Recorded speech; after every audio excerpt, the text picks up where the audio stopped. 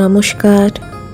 Making memories গৃহস্থের টুকিটাকি গল্পের অন্য একটি ব্লগে আপনাদের সবাইকে স্বাগত। আজ চলে এসেছি হলদি নদীর ঘাটে। সাঁঝের বেলা নদীর ঘাটটি অপূর্ব সুন্দর দেখায়। বসন্ত যেমন ফুলে ফুলে সেজে উঠেছে, তেমন নদীর ঘাটটি বিভিন্ন ধরনের দোকান দিয়ে সেজে উঠেছে। এই লঞ্চগুলি হলদিয়া থেকে নন্দীগ্রাম এপার ওপার হয়। চারিদিকে লোকারণ্য। চলুন, সন্ধ্যা নেমে এসেছে, আস্তে আস্তে বাড়ির দিকে যাওয়া যাক।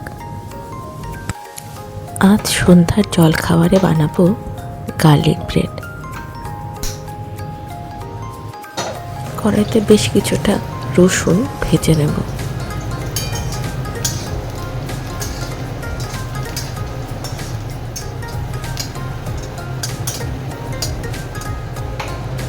বেশ লাল লাল করে ভেজে রসুনগুলি তুলে নেব। এইবার বেশ খানিকটা বাটার রসুনের মধ্যে দিয়ে দেব ধনিয়া পাতা কুচি, অরিগানো আর চিলি ফ্লেক্স। এবার সব জিনিসগুলোকে একসাথে মেখে নেব। নিয়ে নিয়েছি ব্রেডগুলিকে দু টুকরো করে কেটে নেব।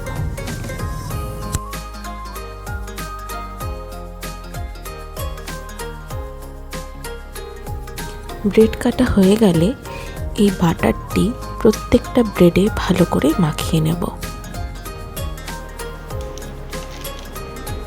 সমস্ত ব্রেডে বাটারটি মাখানো হয়ে গেছে।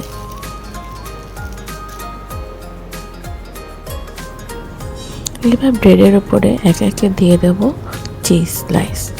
অ্যাকচুয়ালি মজরেলা দিলে ভালো হয়, বাড়িতে চিজ স্লাইসটাই ছিল।